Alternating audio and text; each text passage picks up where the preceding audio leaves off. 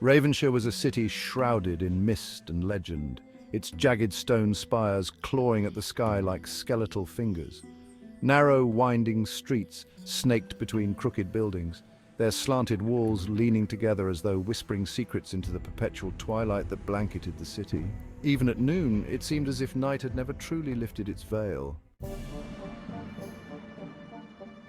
Emmett Gray wasn't a stranger to dark places. Born to a family of explorers and treasure hunters, he'd been dragged across half the world, traversing forgotten ruins and haunted forests, all in the name of discovery. Yet, while his parents sought knowledge, Emmett craved something else, power, something real and beyond the tangible trinkets he'd been forced to catalogue. His desire led him to Ravenshire, a place he'd only read about in the most obscure texts, a city that was rumoured to be a vortex of ancient dark energy, a place where the supernatural whispered just beneath the surface. It was dusk when Emmett arrived, though in Ravenshire it was hard to tell if the sun had ever risen. He navigated the labyrinthine alleys of the old quarter, where crumbling towers and dilapidated statues loomed like silent guardians. The air reeked of decay and the metallic scent of blacksmiths' fires, their dull glow casting eerie shadows that danced along the damp cobblestones. Ravenshire seemed alive, sighing and groaning as if the city itself were aware of his presence, watching him with unseen eyes. Emmett found himself before a small, decrepit shop he had nearly overlooked, squeezed between two mouldering church towers with shattered stained glass. The sign, nearly illegible, read "Curios and Wonders Established 1850. The windows displayed strange relics and artifacts, their origins untraceable. Emmett was drawn inside as if compelled by some invisible force. The shopkeeper was a thin, ghostly figure, her skin a sickly pale grey and her eyes sunken deep in their sockets. Her gaze followed him as he roamed the cramped aisles, her expression one of vague amusement.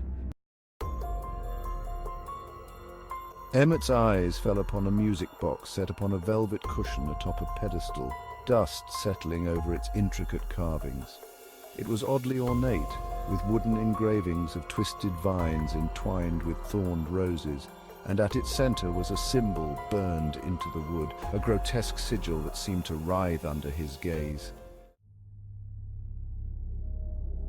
"Don't touch that one," the shopkeeper murmured, her voice dry and rasping as though her throat were full of dust. She leaned closer, her bony fingers stretching toward him as if to pull him away. "That box?" It was carved from the remains of the stake on which the last witch of Ravenshire burned.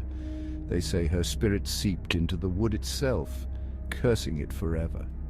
Emmett's lip curled in a skeptical smirk. "A stake? Huh?" he replied, feigning indifference, though the mention of witches made his pulse quicken. His hand hovered over the box.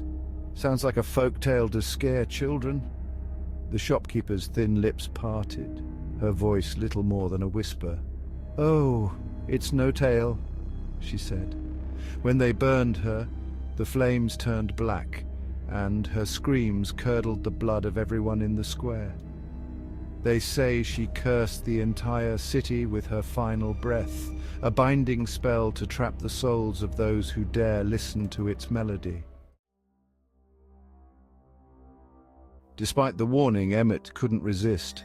He paid the shopkeeper a sum that seemed to drain him in more ways than one. She handed him the box with hands that lingered a little too long, her eyes never leaving his face. That night, back in his rented room, Emmett examined the music box. The wood was unnervingly warm to the touch, and the faint aroma of ash clung to it, as though it had been freshly scorched. He wound the mechanism and opened the lid, allowing the music to drift into the air. A slow, mournful tune that seemed to slither around him, each note filling the room like a fog. The melody sank deep into his mind, weaving itself into the spaces between his thoughts, and as it did, the world around him seemed to shift. The walls of his room stretched higher, and shadows thickened, spilling from the corners like a black, oily tide.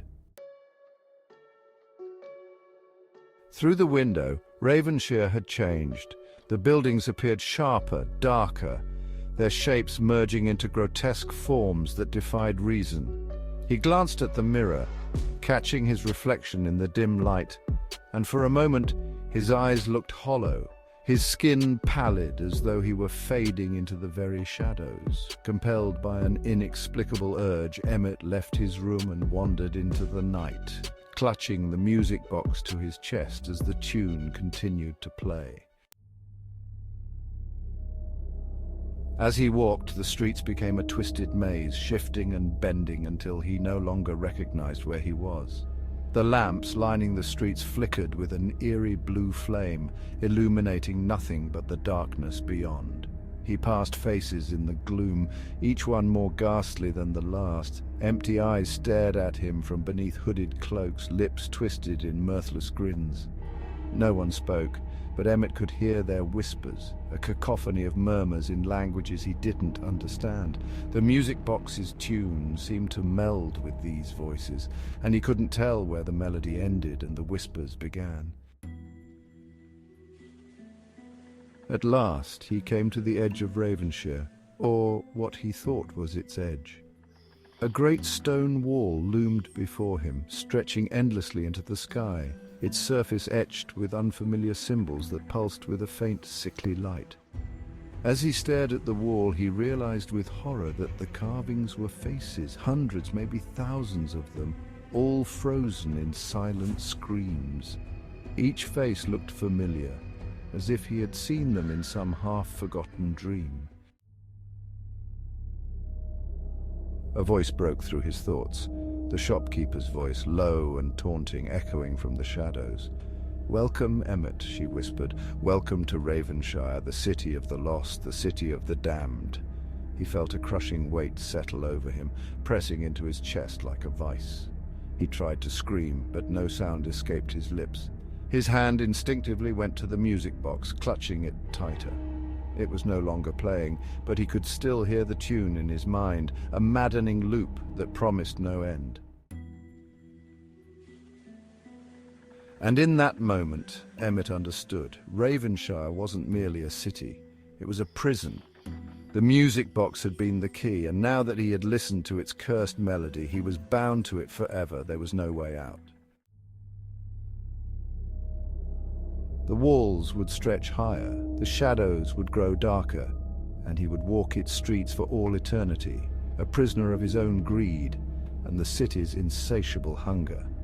As he wandered back into the endless night, the faces on the wall twisted, their screams joining the melody that had ensnared his soul. Ravenshire had claimed him, and it would claim many more before it was sated.